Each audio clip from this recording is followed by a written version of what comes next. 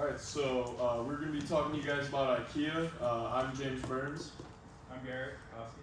I'm Freddie Shannon. I'm Daniel. I'm Alfonso. Let's get straight into it. Alright, so I will be talking about the history, the mission, and the vision statement. So starting off with the history of IKEA, it was founded in 1943 by a 17-year-old businessman named Ingvar Kamprad. The company initially started off as a company that would sell like pencils, pens, and like wallets and stuff like that, and he sold it in this little porta potty looking thing on the street. And he eventually started selling it through the local like milk delivering companies. So when like people would get their milk on their porch, the guy would like have a pamphlet of what all IKEA has, and they would mark off what they would want, and then give it back to Kamprad so that he could mail it out to them. And then in 1951, they switched fully to selling household and furniture goods through mailing services. But in 1958 is when they actually had like a set building and like a store where people could come in and shop around. And during the time, it was very hard for other companies to profit, like other furniture companies to profit, because it was so cheap and easy, like when you buy it from IKEA. So, and then in 2014 and leading up to like 2022, they experienced some controversy with one of their children's furniture. So it was revealed that the children's furniture of IKEA was being made from illegally logged wood. And a little more about that. So one of their companies in Russia found a loophole in a logging company practice. It's called sanitary felling. And that's the act of going through a forest and getting all the dead trees or any trees that are like dying and are affecting like other things around it. And you're supposed to just cut them out and then just dispose of them sustainably. But this specific Russian owner, he was taking that wood and turning it into children's furniture and sending it to IKEA. But IKEA was unaware of this at the time. Though it went on for the case went on for like years because it was hard for them to say like, oh, we didn't know this was happening. And so yeah, they claimed they eventually like cut off ties completely with that company, and they strove to dive deeper into all their logging companies to make sure nothing fishy was going on still. And then their mission statement. There's two main ones: to offer a wide range of well-designed functional home furnishing products at prices so low that as many people as possible can buy them. And then the second one, to enrich people's lifestyles while also taking into account the impact of the products on the environment. So the first one is more pushed towards like the customer aspect of their company. It's pretty known for like if people buy like a new house without furniture, like it doesn't come with furniture, it's pretty common for people to just go to IKEA and get everything they need first, and then over time as they get more money, like replace their couch and stuff like that. And they also don't want customers to spend like $1,000 on a single couch and stuff like that. And then the second mission statement is more for their business impact. So obviously, like I said before, they want to enrich people's lifestyles, but they also want to make sure that their carbon footprint is low and they're not impacting the environment too much. And then their vision statement, pretty similar to the mission statements. It's to create a better everyday life for the many people. And a cool thing that IKEA did was they donated $125 million to reduce the price of over 3,000 products in their stores. So I thought that was pretty cool. And moving forward in their year, after they had that whole idea with the Russian logging company, they released a thing that they were going to be completely sustainable by 2030, and by 2030, all of their products will be made by reduced or reused plastics. So yeah, IKEA continues to grow and expand, keeping their customers happy with low prices and their carbon footprint low. Alright, so next up is the PESEL analysis. PESEL is the political, economical, sociocultural, technological, legal, and environmental factors that can impact IKEA. So first one is political. So with this new administration placing tariffs on countries like China, we tend to get a lot of our materials from China. So this naturally has caused us to increase our prices. So in the same vein, when Britain left EU and Brexit, we also had to create new distribution centers in Britain in order to comply with their new laws about products from EU and imported products. So this is just to show how political factors like this can impact businesses like IKEA. So next is economical. So as stated in the mission statement, IKEA has always presented itself as a very affordable furniture store for everybody. So in order to do this, they price match their prices to the costs of their transportation and materials. So I know for one of the specific cabinets I was looking at, just to show this, is in 2019, that cabinet was $70. In 2021, at the height of costs, when everything was very expensive, that cabinet was $130. And then as costs started to rise lower down, like 2023, 24, that cabinet came back down to $100. Just to show that they're focused on keeping it affordable. So next is sociocultural. So IKEA has always made its intentions very clear on sustainability. It wants to be a very green company, and in doing this, it's targeting itself towards people who this is one of their core values. They want to buy from companies who are green. So on a more global scale, IKEA naturally exists in many countries with different social norms. So being in these different countries, like for example Sweden and Saudi Arabia, they're going to have different values. They're going to have different cultures who have different advertising styles and different values in general. So we just have to make sure to navigate through those properly. It's technological. So as stated in the history, IKEA started as a mail order furniture company. So with this, making the transition over to online orders and stores was relatively easy once they got everything established. However, one downside of this is that we aren't, our online presence isn't as strong as some of our other competitors. For example, like everything on the IKEA website, that's not everything that we have as a brand.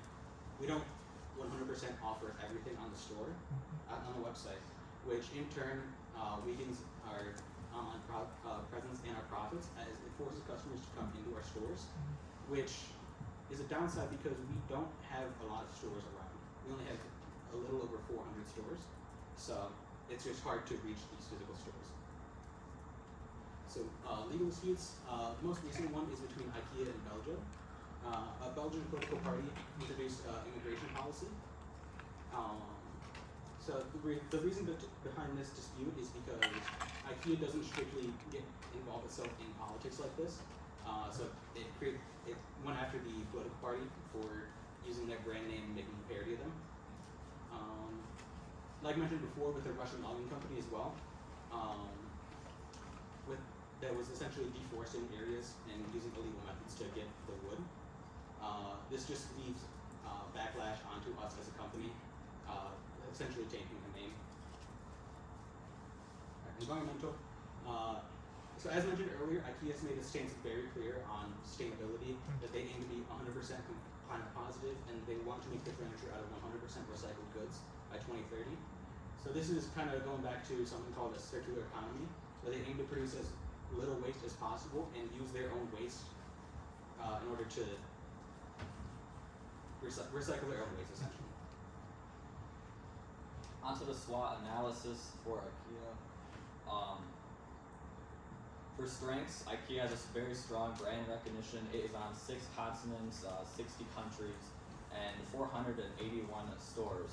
But those stores are kind of placed around, so it's hard for people to travel to them. But again, they're in 61 countries, so a lot of people can use them.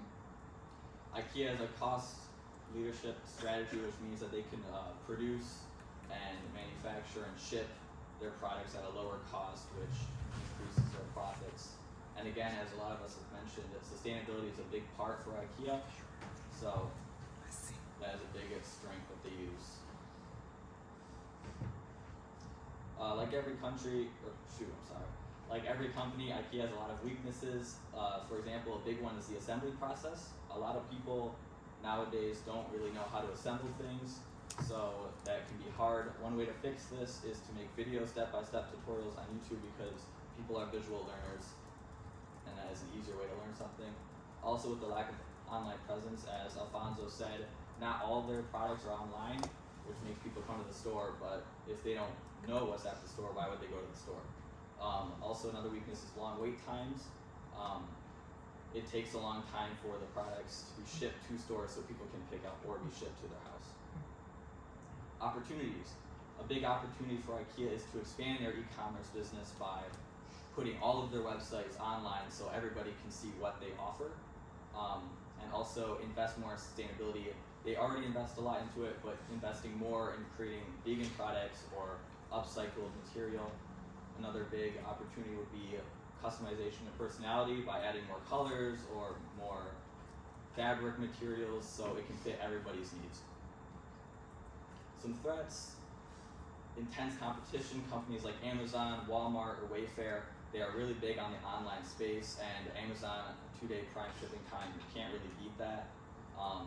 There's economic instabilities with politics, war, the pandemic, that all increases material costs, which would have to raise prices that IKEA doesn't like changing.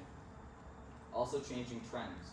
Social media has created a world where trends are always changing. On Pinterest and TikTok, one week black couches could be the trend, and then the next it could be white. So IKEA has to keep up with these ever-changing trends. Also, changing regulation, like with sustainability. IKEA got in trouble once with the Russian logging, so we're always focusing on the regulations to not get in trouble again. Okay, so the SPP analysis of IKEA. So starting, we have segmentation. So their market is segmented based on demographics, then geographic and psychographic traits. So as far as demographics in the context of IKEA's market, they're not necessarily super focused on cultural things, as they are already in many countries internationally. So they're more focused on things like age, and then like social status, your wealth, your class level. As far as geographic, again, they're also already in a lot of countries, so this means they're more focused on things like your like style of living. So rural, whether you're rural, urban, suburban, or metropolitan, and then psychographics, so this is things like your priorities, your values, your beliefs. Okay, so their demographic target is primarily young people, so first-time buyers in that 18 to 35 age range. So people just getting out there on their own for the first time. Think college students, younger parents, people just starting a family, young professionals, people that are just not quite like retired or have a lot of disposable income built up. And then the geographic targeting is mostly towards people in urban, suburban, and metropolitan areas, not really in rural areas. Again, this is because you have to go to in-store to get a lot of their products, and most of their stores are located in or around large urban centers. Like, there's actually only one real store in Michigan. It's in Canton, and that's like just a little ways outside of Detroit. There is a pickup location in Grand Rapids, but it's not like a full-size store. And then behavioral targeting. So they're targeted mostly towards people that are cost conscious and focused on value, things like that. Okay, so their positioning within the market to effectively reach the people that they are targeting is they're a very value-heavy brand. They're considered like a value brand, almost like your like Spartan Foods or something. It's something that's still decent quality. It's acceptable, but it's pretty basic. It's not a luxury good of any sorts. It's passable, but it's for those that don't need anything special. Younger urban markets. So again, primarily those like metropolitan areas. That's just where they're located. So they are almost forced into this market as they don't have enough locations yet. And then sustainability. This goes along with the young urban markets, as many people in younger urban areas are like they tend to be left leaning, so they're much more focused on sustainability. So this is an important thing to focus on to effectively reach them. Alright, so I will be covering IKEA's marketing mix, which includes the product, price, promotion, and place. So starting with the product, they have an emphasis on durability and a more modern design. They have a very large variety of household products. This consists of appliances, furniture, home decorations, essentially anything in someone's house we have at IKEA, with a total of 12,000 designed for ease of transportation, which lowers costs for the consumers. And they offer the choice to have a delivery driver or a IKEA employee assemble your product for you, which caters to the elderly people or people that just don't feel like assembling the furniture themselves. This is what I mean by the flat pack. So this is all the components that make up a product. They're all packaged completely flat so they can fit more into a delivery vehicle. And this is just an example of a finished IKEA product. Moving on to the pricing, it is suitable for all customers as there's low-end furniture and high-end. And they frequently offer sales discounts. Most of the discounts are online, but on days like Black Friday, there is in-store sales. They offer similar prices, but higher quality compared to competitors such as Walmart and Wayfair. And this is kind of a diagram explaining how the flat pack reduces transportation costs. So this is a finished product. They completely flatten it out, which reduces the packaging size. So there's a change in the number of trucks that have to be delivered, which cuts the sales price by approximately 14%. That's what they found. And for the place, there's a total of 481 stores worldwide, as we mentioned, with the majority of them being in Europe. And they also have an online website, which typically carries more special deals than any stores. So this is a strategic layout of an IKEA store. This is like the typical layout. So here's the entrance, and in order to make it to the exit, you have to travel throughout the entire store, which increases your likelihood of finding something that you want to buy. And then finally, for promotion, there's a strong presence on television ads, along with their social media pages like Instagram, their Facebook, pretty much every social media platform. And they collaborate with other large companies. The most notable one that I found was with Adidas. And what they wanted to accomplish with Adidas is to promote a more healthy lifestyle within your own home. Because they know that not everyone can afford a gym membership or has the time to go to the gym. So they wanted to create products that you can have in your house to promote a healthier lifestyle. Thank you for listening. Anyone got any questions?